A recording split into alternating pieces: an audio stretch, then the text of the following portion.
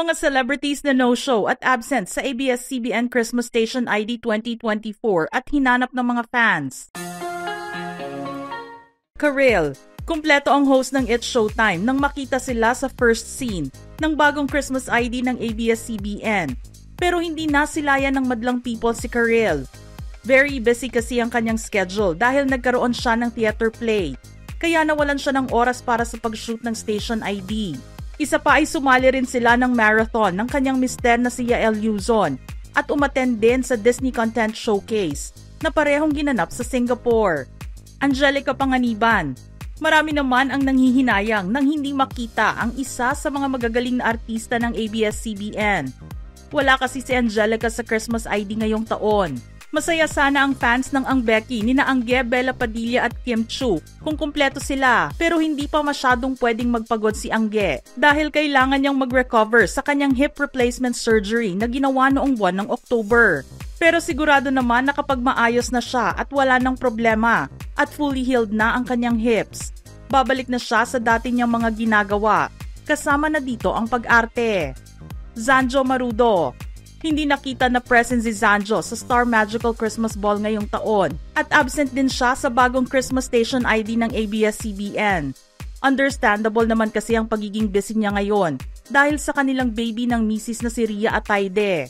Dahil nabalita rin na very hands-on dad si Zanjo, habang maliit pa ang kanilang anak ay tinitiyak nito na maaalagaan siya ng mabuti.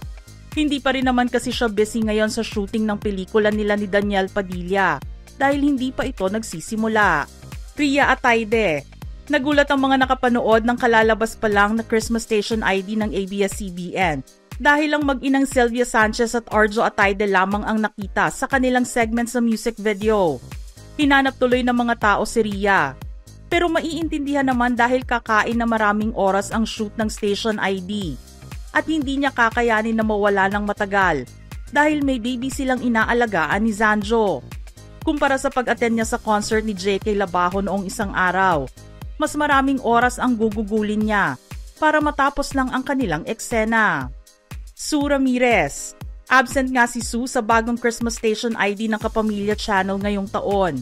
Matatandaan na nabalitang ilang buwan nang namamalagi si Sue sa isla ng Siargao para makapagbakasyon dahil katatapos lang ng ilang mga proyektong kanyang kinabilangan. Nariyan ang ginawa niyang theater play na Little Shop of Horrors at ang shooting niya ng pelikulang The Kingdom. Pero mas tinutukan naman ang balitang nagsasaya si Sue sa pahinga nito sa isla, kasama ang bagong dinidate na si Dominic Roque. Inamin lang ni Sue kamakailan na sila ay nasa dating stage ngayon. Vina Morales, tila very busy naman ang schedule ni Vina dahil hindi ito nakapunta sa shoot ng bagong Christmas ID ng ABS-CBN. Di nga tulad noong nakaraang linggo kung saan nakitang present siya sa Star Magical Christmas Ball.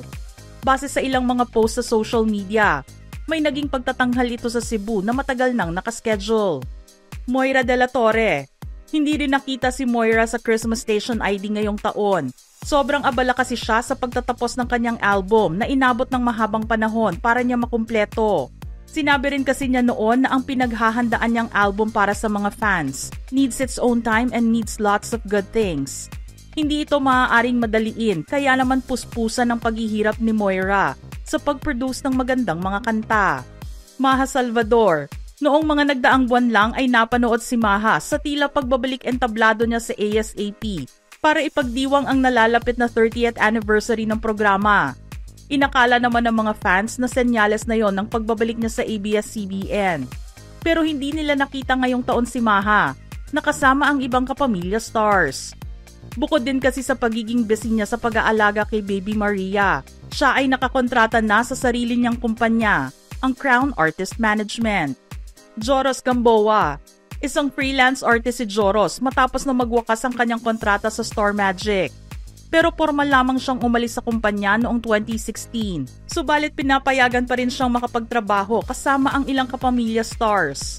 Maaaring makita si Joros sa iba't ibang mga networks para sa ilang mga trabaho at wala siyang magiging issue dito. Nadine Lustre, marami ang naghintay sa paglabas ni Nadine Lustre sa bagong Christmas ID ng ABS-CBN.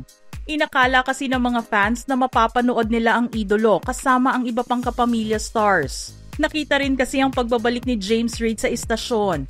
Pero nabalita naman na nag-unfollow na si Nadine sa dating ka-love team. Under Viva pa rin si Nadine at kasalukuyang busy sa pagtatapos ng kanilang MMFF movie entry na Uninvited. Kasama sina Vilma Santos at Aga Mulak. Liza Soberano. Sobrang abala na ngayon ni Liza sa kanyang showbiz career abroad matapos nitong pumirma ng kontrata sa global talent agency at Singapore-based management group na Wild. Dahil dito, malilimitahan na rin ang kanyang mga proyekto sa bansa. Pero kung papalarin naman, ay maaari pa ring makapagtrabaho si Liza dito at makasama ang ilang kapamilya stars. Open din naman si Enrique Hill na magkasama silang muli sa isang project. Karen Davila. Kulang ng isang miyembro ang team ng TV Patrol anchor sa kanilang segment sa ABS-CBN Christmas Station ID ngayong taon. Wala kasi si Karen Davila na hindi nakakamiss sa mga gatherings ng kapamilya stars.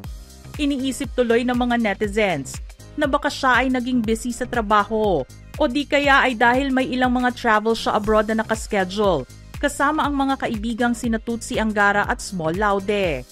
Beauty Gonzalez.